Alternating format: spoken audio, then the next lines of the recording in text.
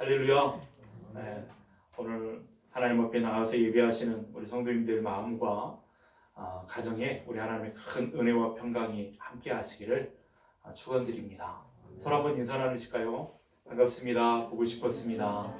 축복합니다. 예, 맞습니다. 우린 지난주일에 예수님께서 제자들에게 하신 말씀을 우리가 들었지요. 예루살렘 성전이 돌 위에 돌 하나 남기지 않고 완전히 무너지게 될 것이다. 그런 예언의 말씀을 하셨습니다. 여러분, 이스라엘 백성들에게 성전은 굉장히 성전은 굉장히 절대적인 거거든요. 이스라엘 백성들이 하나님이 절대적인 존재인 것처럼 그 성전도 절대적이었습니다. 왜냐하면 성전은 하나님을 상징하는 것이라고 생각했기 때문에 그렇죠. 그러니 이스라엘 백성들이 성전을 바라볼 때 그냥 보통 건물들을 바라보듯이 그렇게 바라보지 않았습니다. 마치 하나님을 바라보는 것처럼, 하나님을 뵙는 것처럼 그런 마음, 그런 신령을 가지고 성전을 바라보고 했다는 것이죠. 그런데 그 성전이 예수님 말씀하시기를 완전히 무너진다 이렇게 말씀하시니까 그것을 듣는 제자들이 얼마나 놀랐겠어요. 얼마나 충격이었겠습니까? 아마 절대로 그런 일은 있을 수 없고 있어서는 안 된다 그렇게 생각을 했을 겁니다. 그러면서도 한편으로는 반신반의하는 그런 마음도 들었을 거예요. 왜냐하면 예수님을 그렇게 말씀하시는 예수님을 쭉 그동안 따라다니면서 하시는 말씀을 듣고 하시는 삶을 보니까 예수님은 빈말하시는 분이 아니거든요. 하시는 말씀은 그대로 다 이루어지는 것을 직접 눈으로 보았고 들었거든요. 그러니 예수님이 지금 하시는 그 말씀을 가벼이 들을 수가 없는 것입니다. 큰 충격을 받았을 것이고 마음에는 불안이 있었을 것입니다. 마음이 불안하고 두려움에 쌓였을지도 모르겠습니다. 근데 여러분, 우리가 살다 보면 이런 제자들의 그런 심리 상태에 우리가 이를 때가 있는 것을 우리가 많이 경험하지요. 개인적인 차원에서나 가정에서 또 사회적으로 또 국가적으로 여러 가지 어떤 심각한 문제가 찾아올 때, 심각한 문제에 부딪히게 될 때 우리는 그것으로 인해서 불안에 쌓이기도 하고 또 걱정과 염려와 두려움에 빠질 때가 있습니다. 그럴 때면 혼란에 빠져가지고 냉정한 이성적인 판단을 하지 못하고 실수를 남발하기도 하고 여러 가지 어떻게 해야 될지 막 우왕좌왕하는 그런 모습들도 우리가 보게 되죠. 우리가 코로나19 사태가 작년부터 해가지고 거의 이제 만 2년 가까이 되지 않습니까? 이렇게 되면서 코로나는 완전히 없어지는 것이 아니라 우리가 함께 가야 되는 것이고 품고 가야 되는 것이고 이 문제뿐만 아니라 더 심한 것도 이제 나타나게 될 것이다. 갈수록 이제 더 심한 어떤 것이 일어나게 될 것이다. 이렇게 짐작하고 예언하는 사람들이 많기 때문에 얼마나 심각한 문제인지 모릅니다. 이것 때문에 얼마나 심각한 많은 문제들이 우리 안에 왔습니까? 우리의 삶의 모습들을 많이 바꿔놓았잖아요. 사실은 그러면서 이 코로나19 이후에 통계해 보니까 자영업자들 부채가 66조라더라고요. 66조.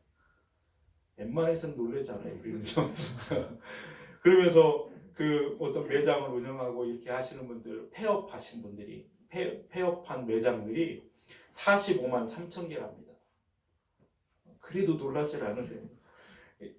교회가 개척해가지고 하나님의 일을 하겠다고 이제 했던 교회들이 40개가 넘는 교회들이 문을 닫기도 하고 이런 어려운 일들이 우리 앞에 다가온 것을 보게 돼요. 그뿐만이 아니라 오늘 가만히 보면 어디요? 아프가니스탄이나 또 미얀마나 이런 데에서 전쟁의 소식들이 여기저기서 시리아나 이라크는 계속 내전이 일어나고 있고 북한은 얼마 전에 또 SLBM이라고 하는 미사일도 발사해가지고 위험을 또 조장하기도 하고 이렇게 위기가 닥쳐올 때 우리의 마음은 불안해지고 두려워지고 걱정과 염려가 밀려올 때가 있단 말이죠. 더구나 이런 위기나 불안이 종말론적인 것이라 이제 지구의 종말이 가까웠다 이런 이야기들을 들을 때에 우리는 불안이 더 가중되고 있는 것을 보게 됩니다. 그럴 때 우리 그리스도인들은 어떻게 살아야 될 것인가? 우리는 어떻게 그 일 앞에서 대처하며 살아야 될 것인가? 오늘 말씀을 통해서 우리는 교훈을 얻기를 원합니다.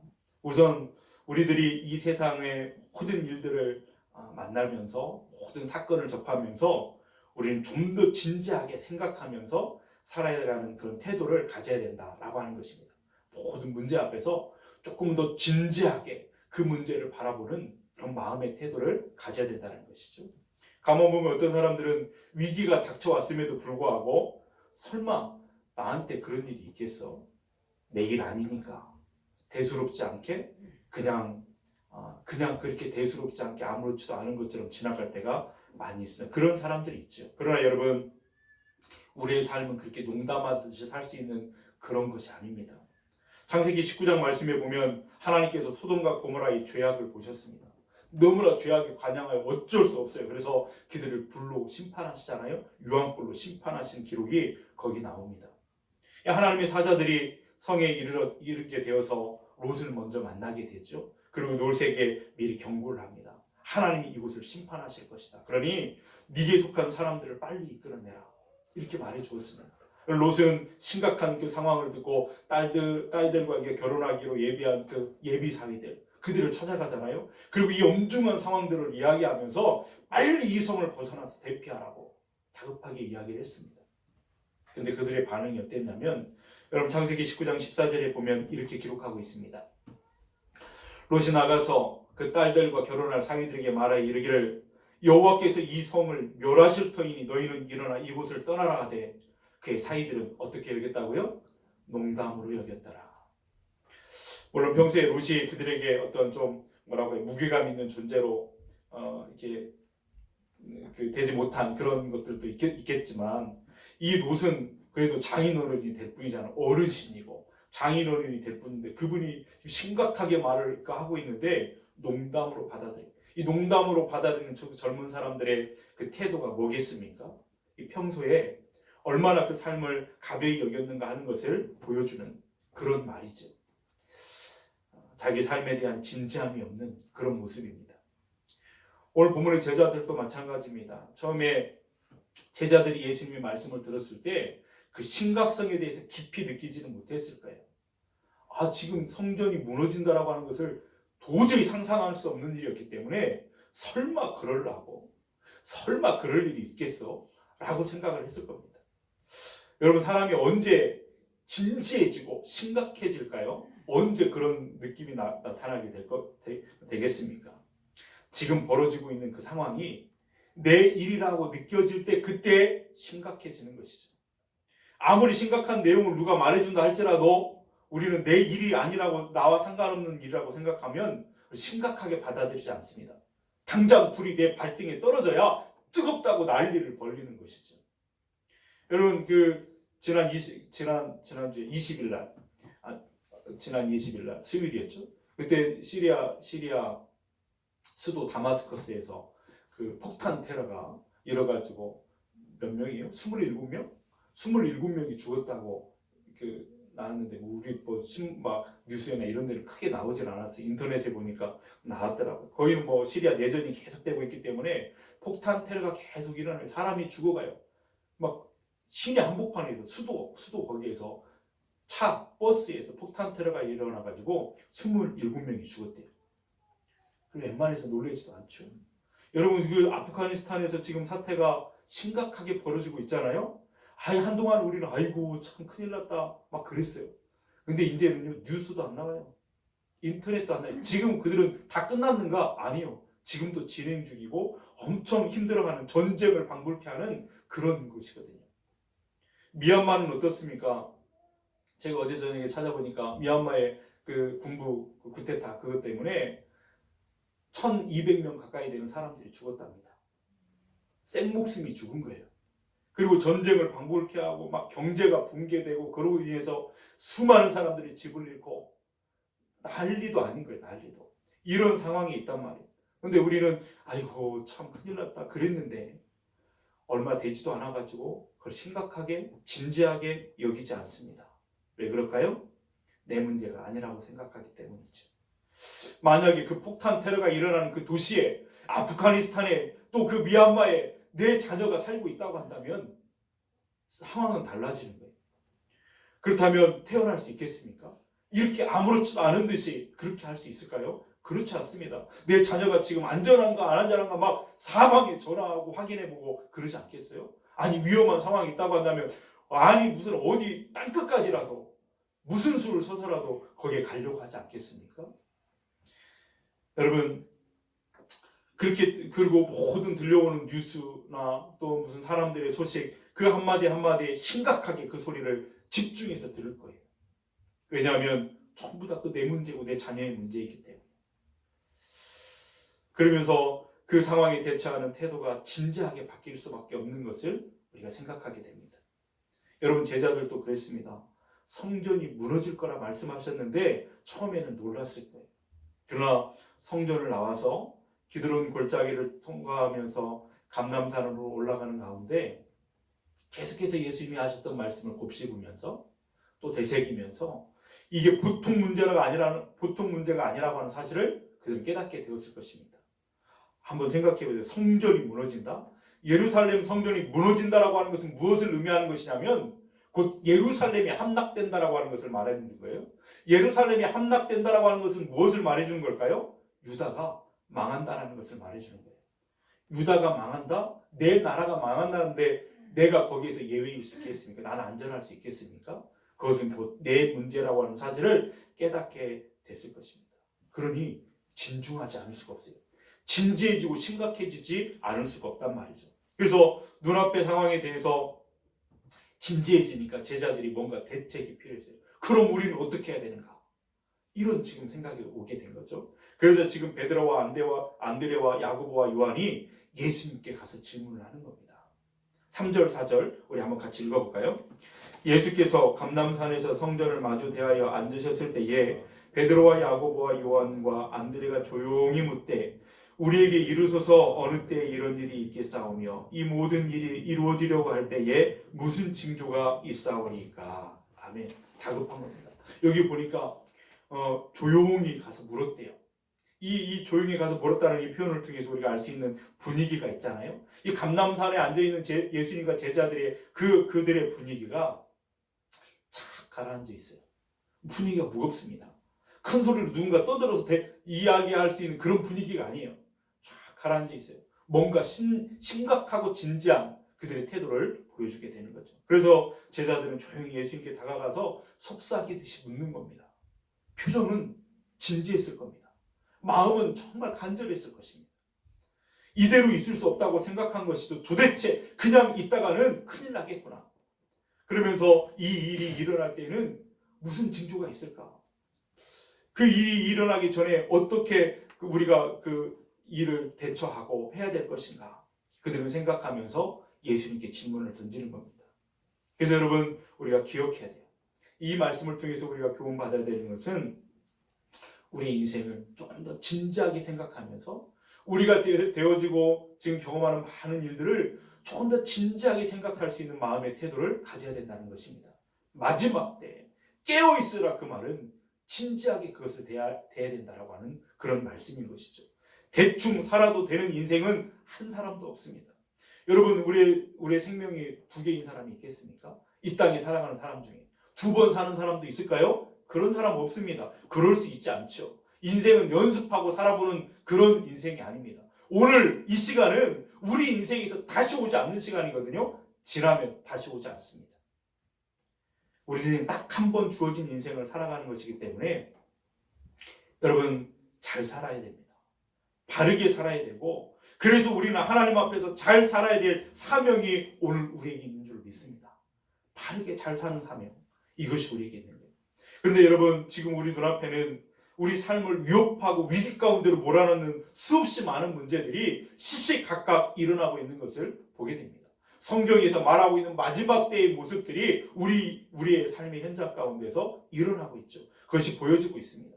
코로나19도 마찬가지지만 정치적으로, 경제적으로, 사회적으로 영적인 문제까지도 그런 상황들이 위기적인 상황으로 계속해서 전개되고 있는 것을 우리가 보고 있잖아요. 이것이 넘얘기겠습니까? 오늘 우리의 문제이고 나의 문제이고 라고 하는 사실을 우리가 다시 한번 깨닫게 되는 것입니다. 그러니 이 모든 것들 하나하나에 대해서 우리가 진지하게 그것에 대한 의미를 생각하면서 그것에 대해서 어떻게 대처하고 살아가야 될지에 대한 마음의 태도와 생각을 가져야 된다는 것입니다. 지금 이 시대에 가장 심각한 문제가 또 하나 있습니다. 뭐겠어요? 지구가 자꾸 뜨거워진다고 그러잖아요. 지구온난화 현상 때문에 일어나고 있는 심각한 문제들이 뭡니까? 홍수가 일어나고 폭염으로 사람이 죽어나가고 언제 뜨거워서 여름에 죽어나는 사람이 그렇게 많았단 말입니까? 지난 여름에도 폭염 때문에 전 세계적으로 죽은 사람이 정말 엄청났다고 그러잖아요. 홍수가 이렇게 자주 일어나고 한파와 가뭄과 그러면 태풍이 계속 이 온난화 현상을 통해서 막 심각하게 일어나고 있는 것을 보게 됩니다. 갈수록 그 일은 더 심각해지고 있는 거예요. 그런데 그 자연 그 재해인 것 같지만 사실은 환경을 무분별하게 파괴하고 또 이렇게 하면서 이것은 인간의 어떤 잘못으로 되어지는 일인 것을 과학자들이 다 그것을 인정하고 말해주잖아요. 우리는 이것이 넘얘기가 아니라 오늘 나의 문제, 우리 자녀들의 문제이기 때문에 우리 심각하게 이 문제를 어떻게 우리가 대처하고 우리가 어떻게 살아야 될지에 대한 교훈을 받아야 됩니다. 그런데 넘얘기라고 생각하고 나도 그냥 살던 대로 그렇게 산다고 한다면 지구온난화의 문제는 해결될 수 없는 거죠. 완전히 해결될 수는 없겠지만 그것을 늦추거나 그렇게 할 수도 없는 거예요. 며칠 전에 북한의 그 신형 잠수함 발사 탄도미사일, 어렵더라고 이름이요. SMBL. 이것이 발사되면서 무언의 또 위협을 하잖아요. 전쟁 어떤 그 긴장 상태를 그렇게 또 하면서 그런 위기가 이렇게 오는데 이것이 미국이 막 위협을 받는다고 미국에서 떠들어댈 이야기가 아니에요. 누구 문제예요? 우리의 문제예요. 대한민국 우리의 문제고 우리가 이것을 어떻게 바라봐야 되는 우리의 문제라는 사실을 발등에 불이 떨어진 것처럼 우리는 진지하게 생각해 봐야 된다는 거예요.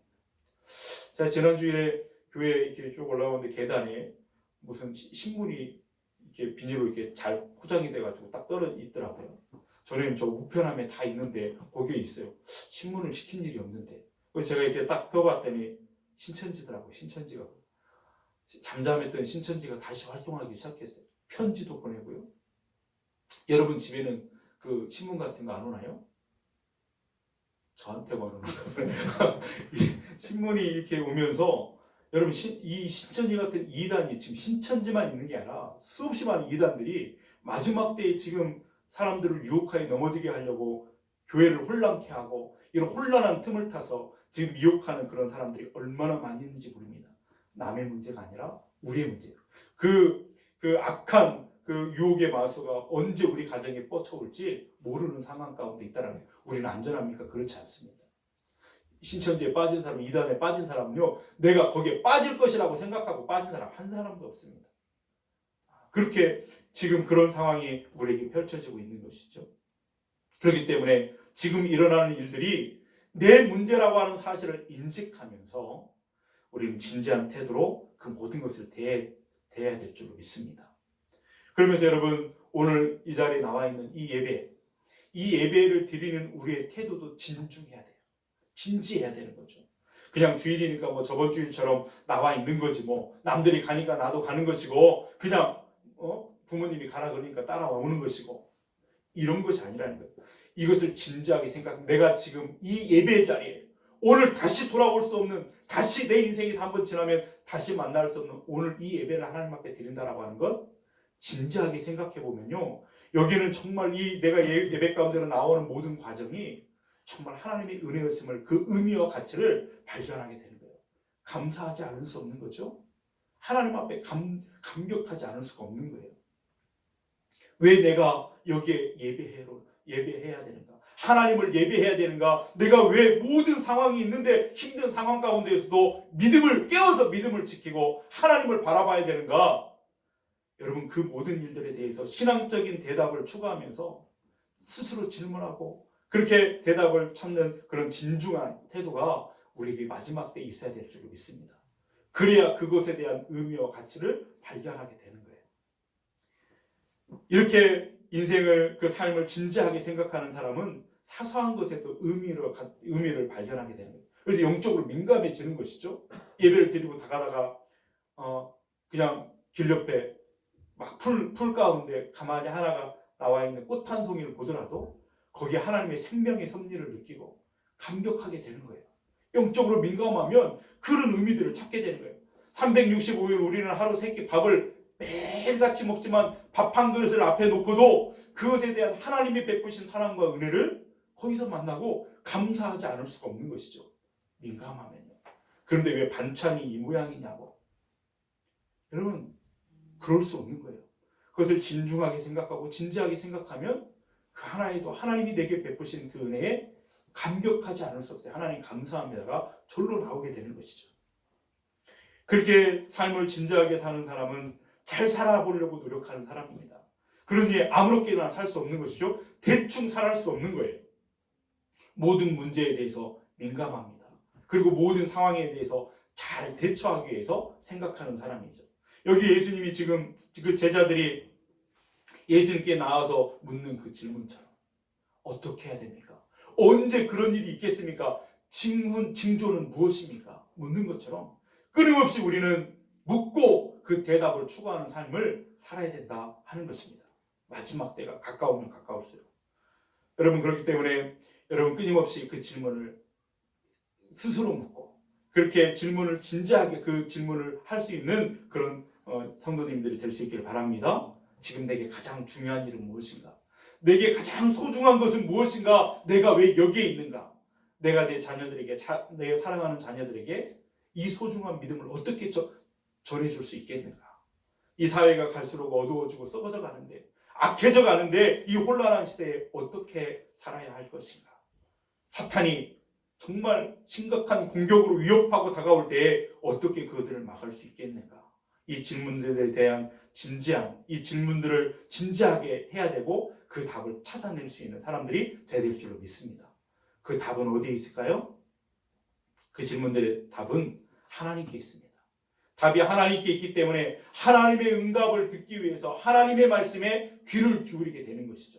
왜냐하면 진중하게 그 질문들을 던질 때에 하나님 어떻게 해야 됩니까? 제자들이 주님께 나와서 그 질문을 했듯이 우리는 하나님 앞에 엎드려 하나님의 음성을 듣고 하나님 어떻게 해야 됩니까? 물으셔야 돼요.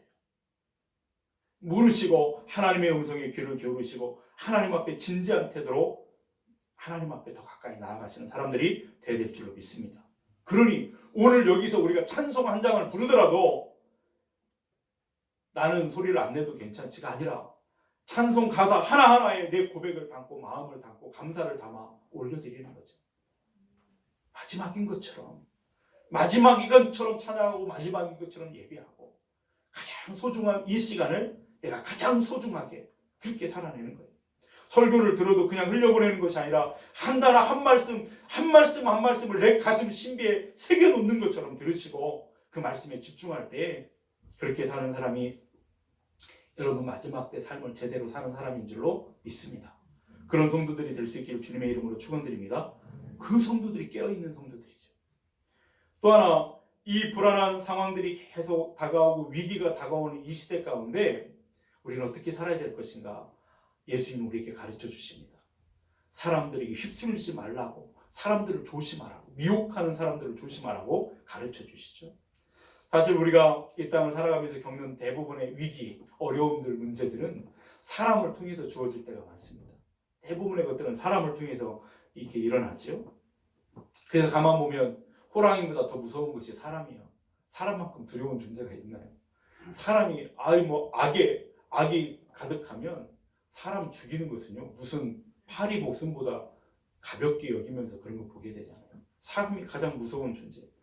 오늘 본문에서 보면 예수님께서 사람에 대해서 여러 번 이렇게 언급하는데 여기 말씀에 등장하는 사람들은 뭐냐면 우선 어떤 사람들이냐면 미혹하는 사람들이 있습니다. 미혹하는 사람들. 5절 6절 말씀을 우리 한번 같이 읽어볼까요? 예수께서 이르시되 너희가 사람의 미혹을 받지 않도록 주의하라. 많은 사람이 내 이름으로 와서 이르되 내가 그라하여 많은 사람을 미혹하리라. 아멘. 여기 보니까 미혹하는 사람들이 있다는 거예요. 위기가 오면 불안이 팽배해지고 사람들은 그래서 누구를 찾냐면 구원자를 찾습니다. 나를 여기서 이 위기에서 이 어려움에서 나를 건져낼 분이 누굴까? 나를 좀 도와줄 분이 누굴까? 사람들은 구원자를 찾게 돼 있어요. 그때 거짓 구원자들이 등장하게 되는 거예요. 그때 나타나면서 사람들을 미혹합니다. 그래서 그것에 넘어가는 사람들이 많다라는 거예요. 주님 알고 계시죠? 그래서 주의하라 말씀하는 거예요. 미혹하는 자들 주의하라는 거예요. 혼란한 틈을 타서 위기를 틈을 타서 영혼을 멸망으로 이끌어가는 이단들이 성행하면서 오늘 이 시대가 그런 시대인 것을 우리에게 가르쳐주는 것이죠. 그런가 하면 미혹하는 자들이 있는가 하면 미혹을 당하는 자들이 있는 것을 보게 됩니다. 미혹당하는 자는 어떤 사람이에요? 여러분, 영이 어두워지고 영이 민감하지 않으면 진중하게 자기의 삶을 돌아보고 끊임없이 하나님 앞에 질문하고 그 답을 구하지 않고서는 영이 둔해지잖아요. 민감하지 않고서는 영이 어두워지면 어린 아이도 들으면 정말 어리석은 말인데도 불구하고 말도 안 되는 그 어리석은 이야기에 넘어가 버리는, 영이 어두우면 그렇게 된다는 거예요. 신천지 이만희가 성령이고 구원자라고 이야기하면 말도 안 되는 소리인데 그것이 맞다고 생각하고 가는 사람들이 있어요. 정명석이 음란하고 막 이렇게 하면서도 그러는데도 불구하고 서울대, 연고대 이 막 그 육사 출신들이 막 거기에 몰려들잖아요. 말도 안 되는 일인데 영이 어두워지고 둔감하면 그리 된다는 거예요. 그렇게 넘어가는 그런 일들이 얼마나 많이 있는지 모릅니다. 그렇다면 여러분, 미혹당하지 않으려면, 마지막 때 미혹당하지 않으려면 어떻게 해야 될까? 오늘 우리는 말씀을 통해서 깨닫게 되는 건 뭐냐면 우리를 미혹하는 그것들로부터 멀리 떨어져야 된다고 말씀합니다. 여러분, 멀리 떨어져서 객관적으로 볼 수 있는 눈을 가져야 된다는 게 3절 말씀을 우리 한번 같이 읽어볼까요? 예수께서 감람산에서 성전을 마주 대하여 앉으셨을 때에 베드로와 야고보와 요한과 안드레가 조용히 묻되, 이렇게 말씀합니다. 여기 보면 감람산에서 성전을 마주 대하여 앉으셨을 때에 이렇게 말씀을 하잖아요. 그렇죠? 여기 지금 예수님과 그 제자들은 성전을 지금 멀리서 바라보고 있는 그런 상황입니다. 조금 전까지만 해도 예수님과 그 제자는 성전 안에 있었습니다. 근데 그 성전에서 나왔죠. 그리고 감람산에 올라오셔서 거기에 지금 앉아 있는 상황입니다. 그리고 멀리 성전을 마주 대하여 바라보고 있는 그런 상황이죠. 이렇게 감람산에서 바라보는 성전은 그 안에서 바라봤던 성전의 모습과는 달랐습니다. 성전 안에서 성전을 바라볼 때는 그것보다 위대하고 화려하고 도저히 무너질 것 같지 않은 그런 성전의 모습을 그때 생각했단 말이에요. 근데 좀 떨어져서 바라봤더니 그 안에서 바라봤던 것과는 다르게 성전은 그렇게 커 보이지 않습니다. 예수님께서 말씀하시는 그 음성을 들으니까 오히려 그 치근한 마음으로 성전을 바라보게 되는 거죠. 돌 위에 돌 하나도 너무 덧놓이지 않을 만큼 무너지게 될 거라는 그 말씀을 통해서 성전을 바라보니 치근한 마음까지도 들어지는, 그렇게 성전을 바라보게 돼요. 여러분, 미혹당하는 사람들의 특징이 뭘까요? 여러분, 미혹당하는 사람들은 미혹하는 것들과 너무 가까이 있거나 그들 안에 같이 들어가 있을 때에 그렇게 되는 것을 보게 돼요. 이단에 빠지는 사람들 보세요. 이렇게 문화센터 이런 데 가가지고 신천지 사람들을 만나요. 계속 만나고 교제하다 보면 그것들이 묻어나는 거거든요. 오염되고 그 가까이 하다 보니까 그렇게 되는 거예요. 그렇기 때문에 모든 미혹하는 것들로부터 멀리해야 된다라고 하는 사실을 우리에게 가르쳐 주는 것이죠. 그것이 무엇이든지 가까이 하지 말라는 거예요. 여러분, TV에 보다가 홈쇼핑 보면 별로 필요하지 않는데 꼭 사고 싶은 마음이 들지 않아요? 그런 눈으로 쳐다보지 마세요. 저만 그런 건 아니잖아요. 홈쇼핑을 가만히 보면 착 지나가도 되는데 착 지나가다가 가만히 계속 쳐다보고 또 보게 돼요. 마치 그걸 안 사면 안 될 것처럼, 그것을 안 먹으면 안 될 것처럼, 안 먹어도 상관없는데 우리 집에 꼭 필요한 것도 아닌데 꼭 사야 될 것 같은 계속 생각나고, 그래서 딱 저지르는 경우가 있잖아요. 그렇죠? 안 보면, 안 들으면 그런 미혹에 넘어갈 일도 없다라는 거예요. 여러분, 그래서 시편 1편 1절에는 뭐라고 말씀합니까? 복 있는 사람은 악인들의 꾀를 따르지 아니하며 죄인들의 길에 서지 아니하며 오만한 자들의 자리에 앉지 아니하고. 떨어진 거예요. 나를 미혹하고 나를 그렇게 하는 것이 있다면 멀리 떨어지는 겁니다. 그것이 지혜인 줄로 믿습니다. 또 마지막으로 여러분, 위기가 점점 커지고 불안감이 점점 커지면서 금방 세상에 종말이 올 것처럼 그렇게 상황이 몰고 갈 때에 우리는 그 마지막 때에 어떻게 해야 될 것인가? 그래서 오늘 말씀에 우리에게 주시는 교훈이 있습니다. 뭐냐면 우리를 도우실 분이 하나님밖에 없는 거예요. 하나님을 끝까지 신뢰하고 바라보는 것이 우리가 해야 되는 가장 중요한 일이라는 것을 우리에게 가르쳐주고 있습니다. 여러분, 이 우리를 미혹하는 자는 사실은 우리를 자꾸 미혹하고 유혹하고 그렇게 하다가 우리가 안 넘어가잖아요. 그럼 어떻게 되냐면 우리를 핍박하는 자로 돌아서게 됩니다. 오늘 말씀이 그것을 가르쳐주죠. 9절 상반절 말씀을 한번 볼까요? 9절 보니까 너희는 스스로 조심하라. 사람들이 너희를 공회에 넘겨주겠고 너희를 회당에 매질하겠으며 나로 말미암아 너희가 권력자들과 임금들 앞에 서리니, 이렇게 말씀하죠. 12절 말씀 보실까요? 우리 12절 같이 읽겠습니다. 형제가 형제를, 아버지가 자식을 죽는 데에 내주며 자식들이 부모를 대적하여 죽게 하리라. 아멘. 이쯤 되면 여러분 세상에 끝이 오는 것 같은 그런 모습이 되지 않겠으며 막 가는 거잖아요. 부모도 형제도 알아보지 못하는 이 사람들이 처음부터 핍박자로 태어난 것은 아니잖아요. 핍박하기 위해서 존재하는 것도 아니잖아요. 그런데 잘못된 가르침이나 이념에 빠지다 보니까 그 속에 들어가서 그들과 함께 살다 보니까 다른 사람을 미혹하는 자리까지 나아가고 그것을 넘어서 핍박하는 자리까지도 나아가는 그들의 모습을 보게 돼요. 여러분, 그런 위협이 와서 금방이라도 우리를 죽일 것처럼 보이는 상황이 우리 눈앞에 펼쳐질 때에 하나님의 백성들인 우리는 어떻게 해야 될 것인가? 11절 말씀이 우리에게 가르쳐줍니다. 11절 같이 읽겠습니다. 사람들이 너희를 끌어다가 넘겨줄 때에 무슨 말을 할까 미리 염려하지 말고 무엇이든지 그때 너희에게 주시는 그 말을 하라. 말하는 이는 너희가 아니요 성령이시니라. 아멘. 이런 혼란과 위기 속에서 끝까지 우리를 지키시고 우리와 함께 하시는 분은 하나님의 영이신 성령님이라고 말씀하십니다. 우리에게 마땅히 우리의 생각을 다스리시고 우리가 마땅히 해야 될 말을 우리 입술에 주시는 분이 성령님이라고 말씀하십니다. 하나님께서 우리를 끝까지 우리와 함께 하십니다. 위기 속에서 우리의 생각을 다스리시는 그분을 그래서 우리는 바라보고 의지하는 거예요. 그래서 우리는 위기가 깊어지면 깊어질수록 하나님을 강하게 붙드는 사람들이 되어야 될 줄로 믿습니다. 그것이 믿음이죠. 하나님은 선하시니 내게 선을 이루실 줄로 믿습니다. 하나님은 항상 선하신 분이세요. 우리를 향하신 그분은 항상 선하세요. 어떤 상황과 어떤 조건 속에서도 주님은 우리에게 항상 선하세요. 그러니 우리에게 가장 최고의 선을, 최선의 선을 우리에게 이루실 줄로 믿습니다. 이것이 믿음입니다. 여러분, 다니엘의 그 친구들을 우리가 알잖아요.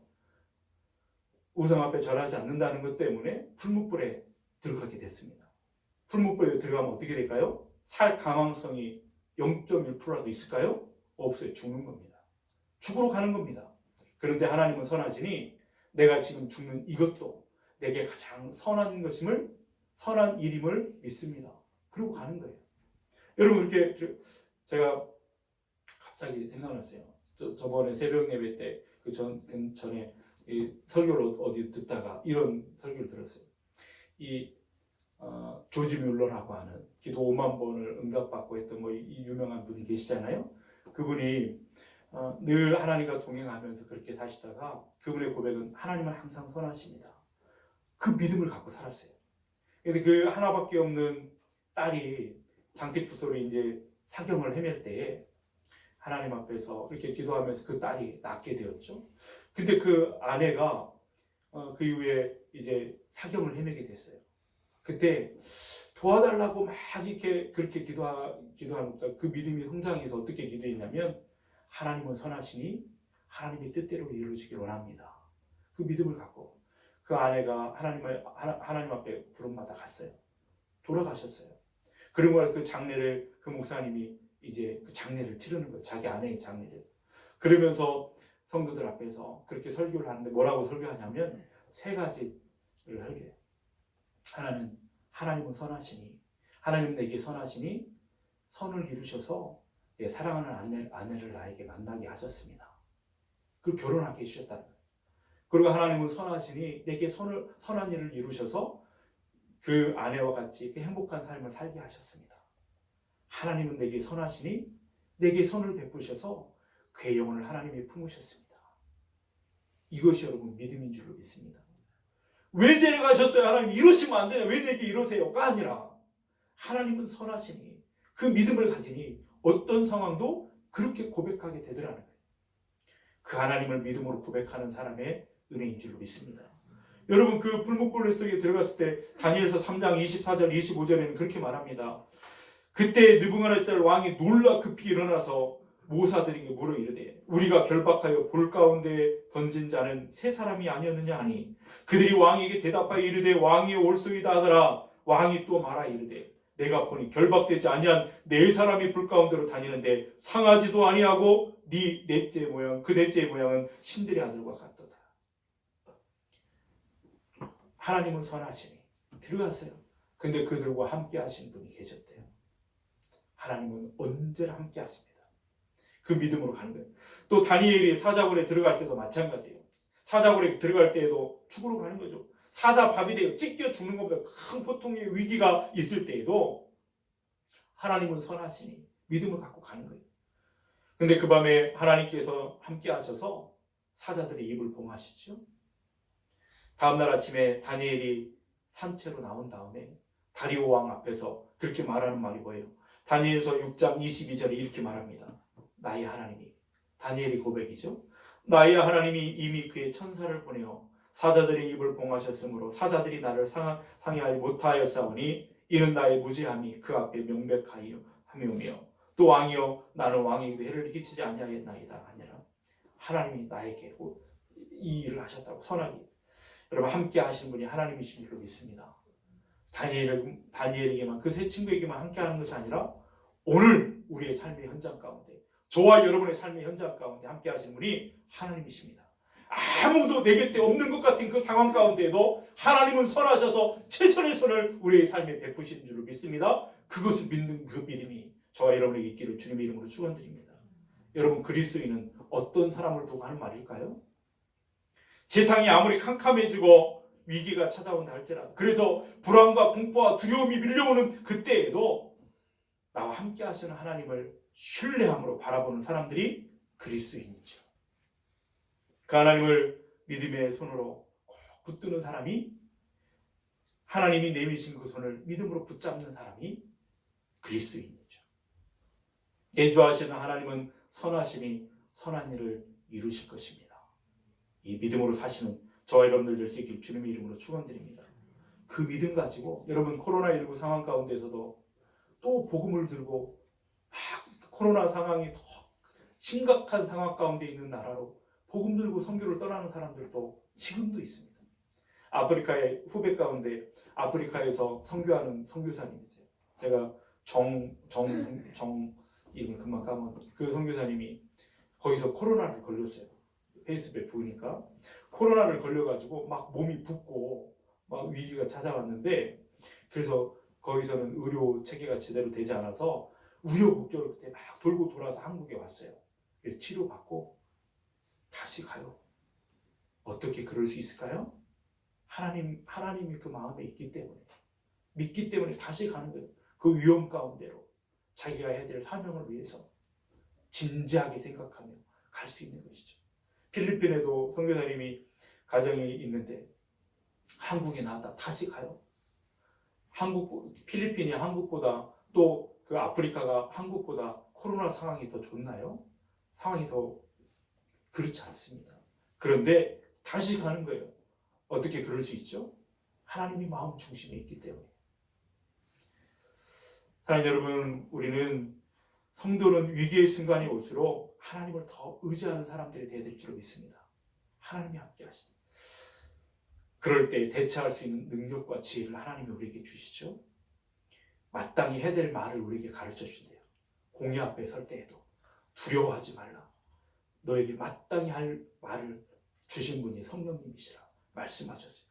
피할 길을 주시는 그분을 믿고 의지하는 믿음이 저와 여러분에게 있기를 주님의 이름으로 축원드립니다.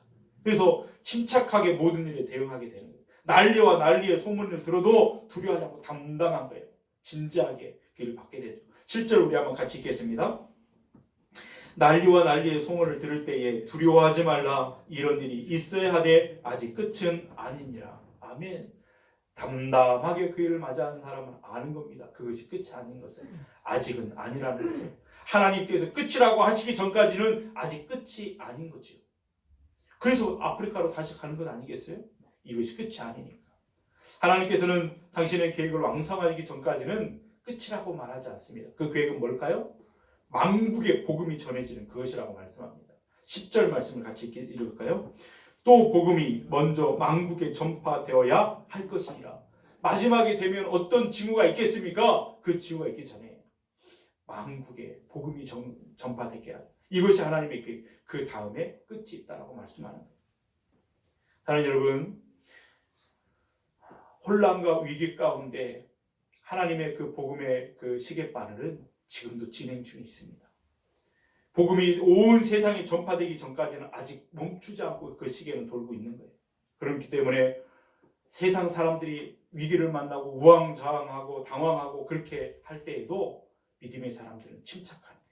하나님의 말씀을 기억하고 어떻게 살아야 될지를 진지하게 생각하면서 어금니 꽉 깨밀고 두 주먹 붙근 쥐고 의연하게 마지막까지 끝까지 참고 견디고 하나님이 주신 승리를 경험하게 될 줄로 믿습니다.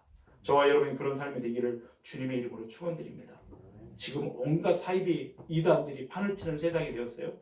정치적인 어려움이나 또 삶의 무거운 짐 때문에 눌려있는 사람들이 얼마나 많습니까? 도대체 무엇이 옳고 그른지 분간하기 어려운 그런 영적인 혼란에 빠지는 그런 시대에 되어 있습니다. 이럴 때일수록 하나님을 바라보는 눈이 열려지도록 하나님 내 눈을 열어주시옵소서. 아무리 이런 상황이라 할지라도 선하신 하나님을 바라보는 그 눈, 나를 바라보시는 그 시선 앞에 나도 눈 맞출 수 있도록 내 눈을 열어달라고, 내 마음을 다스려 달라고, 내 귀를 열어 주님의 메시지를 듣게 해달라고 그렇게 기도하셔서 주님과 행복한 동행을 이루실 수 있기를 축복합니다. 그렇게 살았던 사람 다윗의 고백은 뭡니까? 이 고백을 듣고 우리가 마치려고 합니다. 시편 27편 1절에서 3절 말씀인데 우리 한번 같이 이 말씀을 크게 읽겠습니다. 여호와는 나의 빛이요 나의 구원이시니 내가 누구를 두려워하리요. 여호와는 내 생명의 능력이시니 내가 누구를 무서워하리요. 악인들이 내 살을 먹으려고 내게로 왔으나 나의 대적들 나의 원수들인 그들은 실족하여 넘어졌도다. 군대가 나를 대적하여 진칠지라도 내 마음이 두렵지 아니하며 전쟁이 일어나 나를 치료할지라도 나는 여전히 태연하리로다. 아멘. 저와 여러분의 고백이 될 수 있기를 원합니다. 기도하겠습니다.